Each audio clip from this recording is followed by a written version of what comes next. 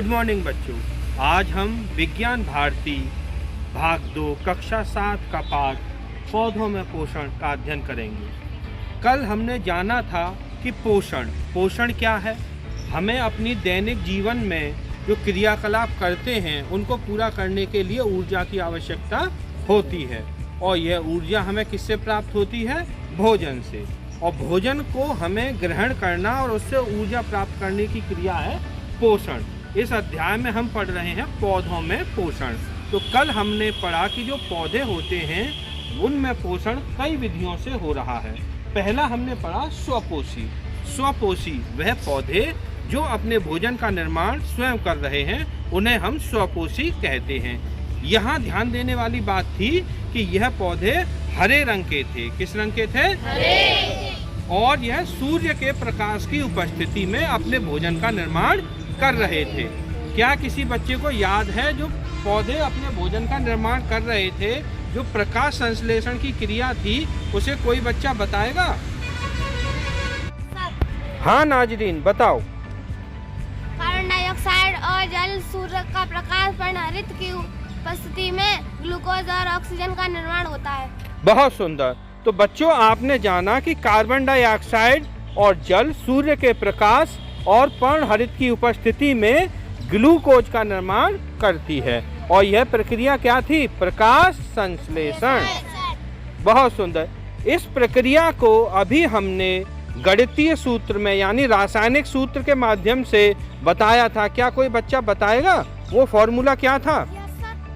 हाँ बताओ। 6CO2 plus 6H2O सूर्य का प्रकाश पर हरित C6H12O6 प्लस 6O2। बहुत सुंदर। इस बच्चे ने अभी रासायनिक सूत्र के माध्यम से बताया कि प्रकाश संश्लेषण की प्रक्रिया कैसी थी। अभी हमने देखा कि पौधों में पोषण की जो पहला चरण है स्वपोषी पौधे, उनके बारे में जाना। अब हम देखेंगे दूसरा भाग परपोषी पौधे। बच्चों, आपने अभी देखा यह हाइड्रिला का जलीय पौधा है। किसका पौधा है? हाइड्रिला। और यहाँ हम देख रहे हैं यह श्वसन कर रहा है, इसीलिए इसमें बुलबुले बन रहे हैं।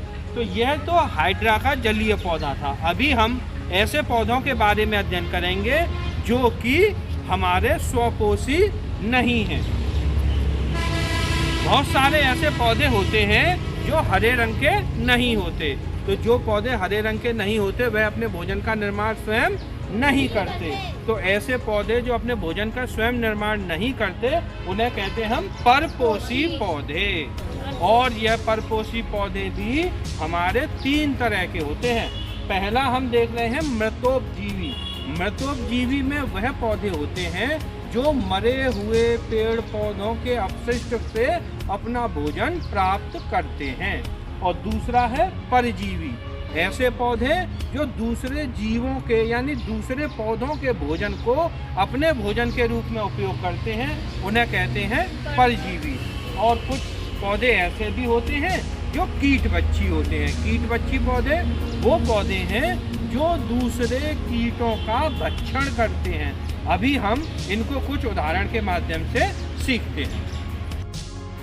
बच्चों, अभी आपने देखा कि हमारे परपोषी पौधे भी कई प्रकार के होते हैं। यहाँ हमने कुछ परपोषी पौधों के उदाहरण रखे हुए हैं। क्या कोई बच्चा पहचानता है ये क्या चीज है? सोहित। हाँ सोहित, बताओ क्या है ये? मशरूम। क्या है ये? मशरूम। तो बच्चों बताओ, मशरूम हमारा कैसा पौधा है? मृतोपजीवी। बहुत सुंदर, शाबाश, बैठ जाओ बेटा। और दूसरा उदाहरण हम यहाँ यह बेल देख रहे हैं। कोई बच्चा बताएगा किसकी बेल है? अमरबेल। अमरबेल। तो ये कौन सी बेल है? अमरबेल। अमरबेल कैसा पौधा है? अमरबेल हमारा परजीवी पौधा है। तो इसी तरह हमने देखा कीटबच्ची। तो कीटबच्ची के लिए हम इस चार्ट के माध्यम से देखते हैं। यहाँ पर ये ड्रोसेरा, नेपंथीन ये दिखाई दे रहे हैं आपको। तो ये कैसे पौधे हैं? कीटबच्ची पौधे। ये पौधे वह पौधे हैं जो छोटे छोटे कीटों का भक्षण कर लेते हैं। आपको यहाँ पे इसका ये ड्रोसेरा का लीफ दिखाई दे रहा है, पत्ती दिखाई दे रही है। इसी के पास ये जो फूल का हिस्सा है इस तरह से खुला हुआ है, और जैसे ही कोई उड़ने वाली तितली, उड़ने वाला कीट इसके ऊपर यहाँ बैठता है, ये तुरंत बंद हो जाता है और वहीं पर अपने प्राण त्याग देता है और इसकी सारी ताकत को यह पौधा अपने अंदर खींच लेता है। दूसरा ये आप देख रहे हैं नेपन खींच, यहाँ आप देख रहे हैं जग जैसी संरचना है। तो जैसे इस जग के ढक्कन के ऊपर कोई कीड़ा आकर के बैठता है तो तुरंत ही यह ढक्कन बंद हो जाता है और वह कीड़ा ऊपर नहीं उड़ पाता, और जब वो कीड़ा ऊपर नहीं उड़ पाता तो वो वहीं तड़पते तड़पते मर जाता है और उसकी सारी ताकत कहाँ चली जाती है? नेपथ्य पौधे के अंदर। ठीक, तो अभी आपने यहाँ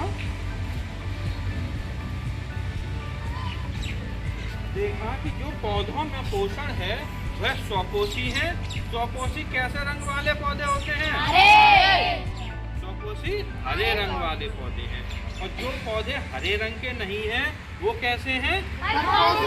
परपोषी में पहला प्रकार क्या है? मृतोपजीवी। मृतोपजीवी कौन से थे? जैसे मशरूम। ये कहाँ उगते हैं? मरे हुए पेड़ पौधों की गंदगी पर। ठीक, दूसरा कौन सा था? जैसे क्या अमरबेल अपनी जड़ और पत्ती होती है? नहीं। यह भोजन के लिए दूसरे पौधों पर निर्भर रहता है। और तीसरा हमने पढ़ा कीट पक्षी पौधे। इसमें अभी हमने ड्रोसेरा, नेपथ्य पढ़े, जिसको हिंदी में क्या कह रहे हैं? खंडपर्णी पौधा। तो बच्चों आपको पौधों में पोषण का पाठ समझ में आया?